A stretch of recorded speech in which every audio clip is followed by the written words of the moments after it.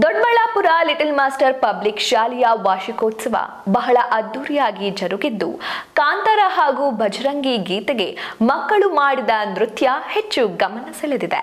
ಇಲ್ಲಿನ little master public ಶಾಲೆಯಲ್ಲಿ ಅದ್ದೂರಿ ಶಾಲಾ ವಾರ್ಷಿಕೋತ್ಸವ ನಡೆದಿದ್ದು, ಮುಖ್ಯ ಅತಿಥಿಯಾಗಿ ಸಕಲೇಶಪುರದ ಜೂನಿಯರ್ ಪುನೀತ್ ರಾಜ್ಕುಮಾರ್ ಮತ್ತು ಇತರ ಗಣ್ಯರಿಂದ ದೀಪ ಬೆಳಗುವುದರ ಮೂಲಕ ಕಾರ್ಯಕ್ರಮಕ್ಕೆ ಚಾಲನೆ ನೀಡಲಾಗಿದೆ.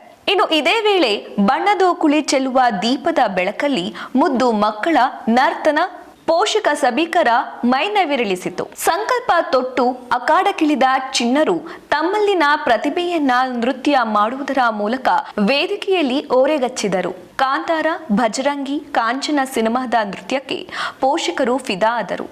ಬೊಂಬೆ ಹೇಳುತ್ತೈತೆ ನೃತ್ಯಕ್ಕೆ ಮೊಬೈಲ್ನಲ್ಲಿ ಟಾರ್ಚ್ ಹಾಕುವ ಮೂಲಕ ಡಾಕ್ಟರ್ ಪುನೀತ್ ರಾಜ್ಕುಮಾರ್ಗೆ ಗೌರವ ಸೂಚಿಸಲಾಯಿತು.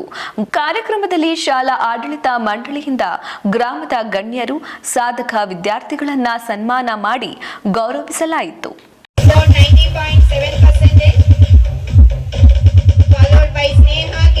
ಸನ್ಮಾನ್ಯ ಶ್ರೀ ಕೆ.ಜಿ. ಶ್ರೀನಿವಾಸ ಮೂರ್ತಿ ಸರ್ ಅವರೇ,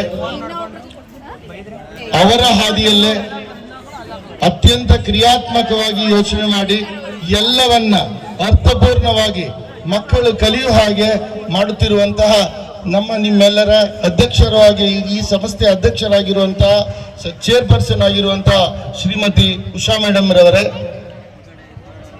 ಮಾನವೀಯತೆಯ ಪರಾಕಾಷ್ಠೆ, ಮೋಸ್ಟ್ಲಿ ಮನುಷ್ಯ ಹೇಗೆ ಬದುಕಬೇಕು ಅಂತ ಒಂದು ಏನಾದ್ರು ದಂತಕತೆ ನಾವು ಕಣ್ಣು ಮುಂದೆ ಕಾಣುವಂತಹ ಒಬ್ಬ ವ್ಯಕ್ತಿತ್ವ ಅಂದ್ರೆ ಅದು ಪುನೀತ್ ಸರ್.